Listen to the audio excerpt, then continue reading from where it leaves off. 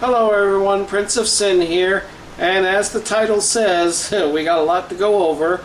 First off, today we're going to be doing smoking, grilling, and roasting again, back to the Traeger, and we're going to smoke pork chops. Or hopefully we will. It's my first attempt. I got a recipe, and hopefully it'll prove successfully. We're going to also do Traeger corn, which is basically corn on the cob wrapped in butter and aluminum foil on the Traeger.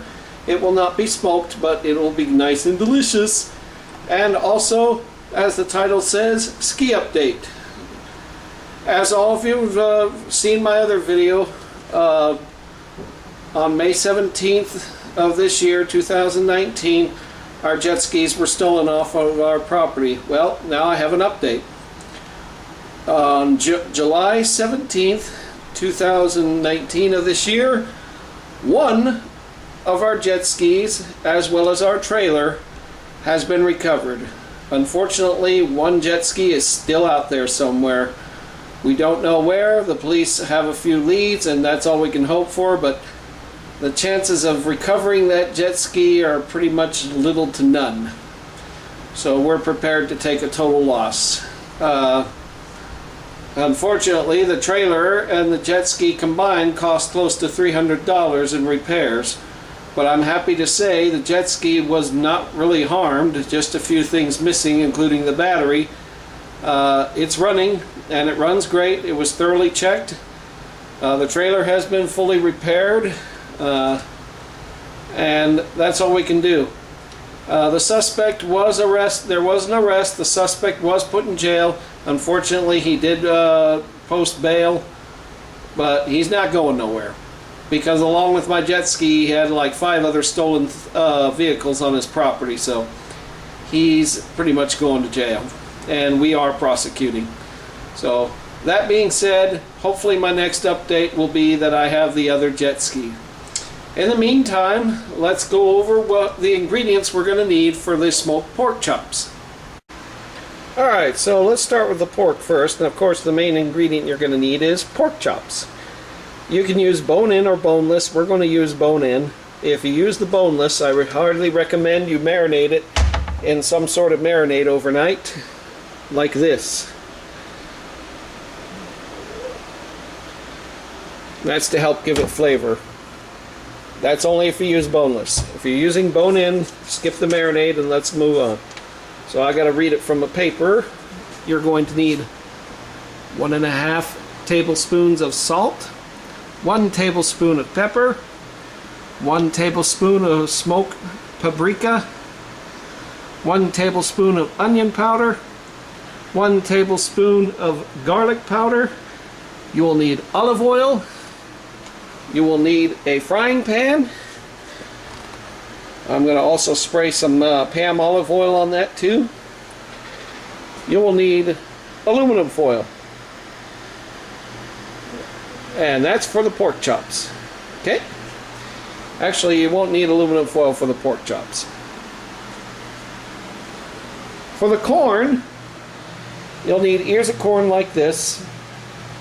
And all you will need for the corn is just ears of corn, butter, and this is optional, salt. That's optional. Everybody got that? Good.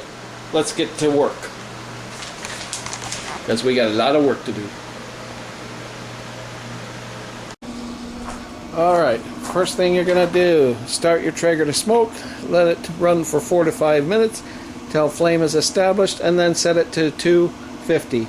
Now, mine is set to 225, and do you know why? Well, it's been kind of fluctuating at a higher temperature, so if I keep it at 225, it'll hold at about 250.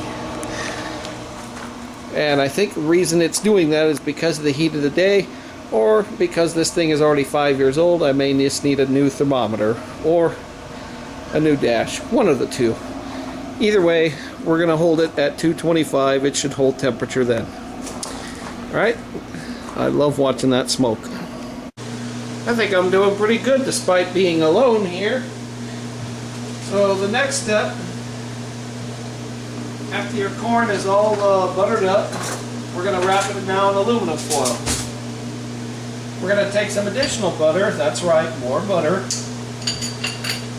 Put it in the aluminum foil next to the corn, and that's going to basically keep it from drying up.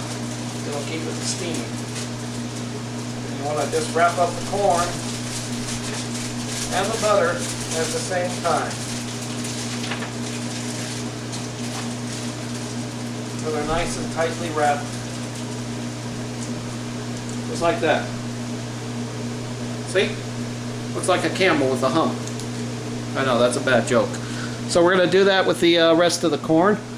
We'll be right back. Can you see that? Good. Come over here. Can you see me? Now here's where the optional salt comes in, folks. Let's say you want salt on your corn. Well, make sure the butter's on there and then just put a dash. Or however much salt you want. Like I said, salt is optional. I use salted butter, so it should be okay. This was just a demonstration kernel though, okay? So there you go. Optional salt. Alright. Let's fix our zoom there, folks. There we go. Time to put everything in.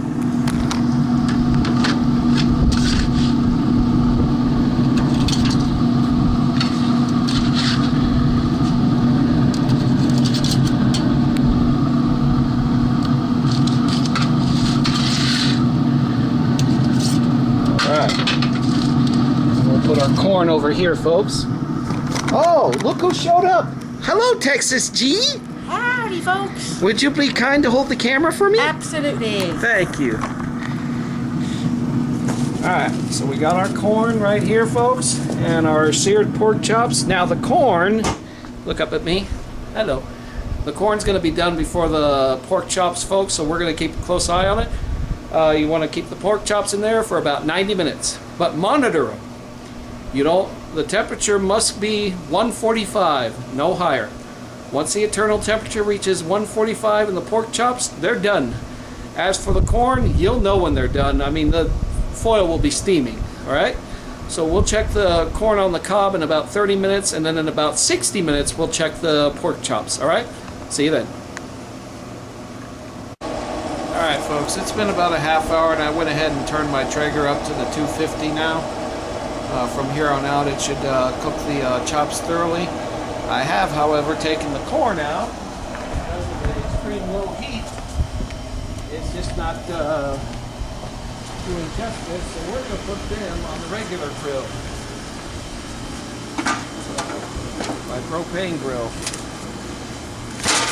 and we'll let that steam them.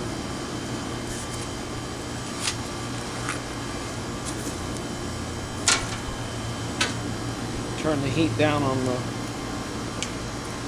propane. So, about 20 minutes. So, as you saw, folks, I transferred the corn to the grill so that it would cook, and voila!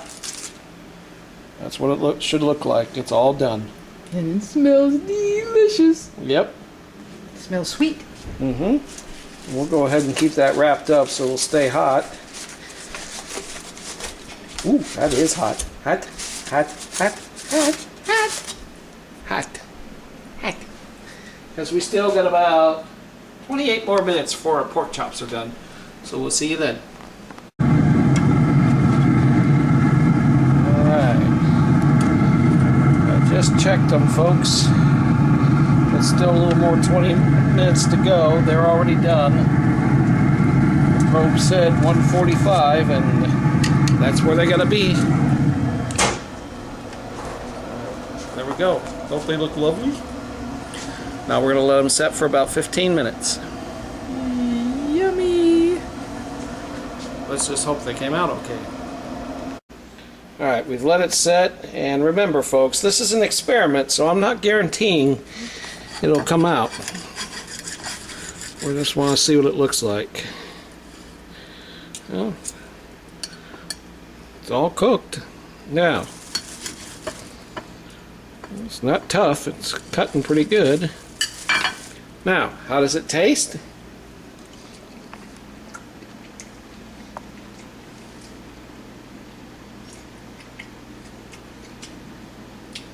Zell, you're going to be impressed.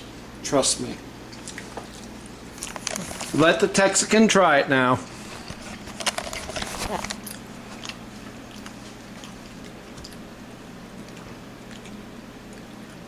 Be 100% honest. It's not tough at all. Well, it's not tender, but remember, it's a pork. It's a pork chop, so it's very lean. You get the dry side, but the flavoring, the seasonings, excellent seasonings. And you can taste the smokiness. Yes. You can actually see the little smoke ring right there on the top there. See it? Well, there we go. Successful. Yeah, it's very hard, folks, to get tender pork chops. It really is. But that actually came out pretty good. I mean, it's not tough. It's not nothing. It's easy to eat, and the flavor is just amazing. So there we go. Subscribe for more, and coming soon, more model rockets. Now that Hobby Lobby's finally opened in my town. So for smoked pork chops and steamed corn, this is Princess Sin saying goodbye for now, and Texas Tea goodbye for now. Bye. Maybe next time we'll try the thick pork chops. Yeah.